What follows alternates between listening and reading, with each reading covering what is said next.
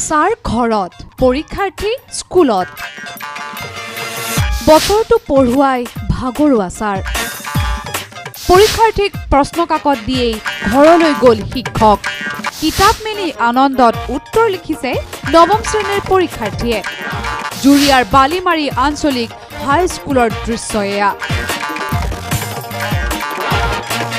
আমাৰ শিক্ষা ব্যৱস্থা কোন দিশে গতি কৰিছে এই দৃশ্য চাই হয়তো আপুনি অনুমান কৰিব পাৰিছে দুগৰাকী ছাত্ৰীয়ে পৰীক্ষাৰ বহীত উত্তৰ লিখি আছে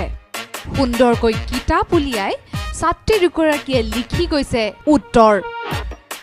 দুইগৰাকী ছাত্ৰী জুৰিয়া বৰালিমাৰী আঞ্চলিক হাইস্কুলৰ নৱম শ্ৰেণীৰ আৰু দুগৰাকী ছাত্ৰীক প্ৰশ্নকাকত বিতৰণ কৰি শিক্ষক গলগৈ ঘৰলৈ আৰু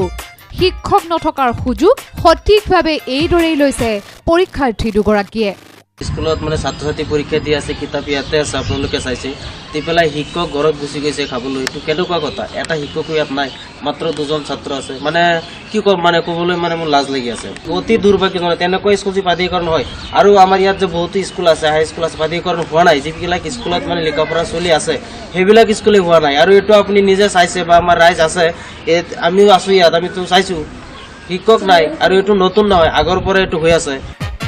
আৰু এইদৰেই আগন্তুক বৰ্ষত এই দুগৰাকী ছাত্ৰী অৱতীৰ্ণ হ'ব হাইস্কুল শিক্ষান্ত পৰীক্ষাত বিদ্যালয়খনৰ শিক্ষক দুজন কিন্তু বছৰেকীয়া পৰীক্ষাৰ দিনটোতো এজনো শিক্ষক দেখিবলৈ পোৱা নগ'ল বিদ্যালয়খনত ইপিনে বিদ্যালয়খনৰ গৃহও তেনেই তথৈবচ এতিয়া এইদৰেই চলিছে ৰাজ্যৰ চৰকাৰী বিদ্যালয় জুৰিয়াৰ পৰা আবু আনচাৰী নিউজ লাইভ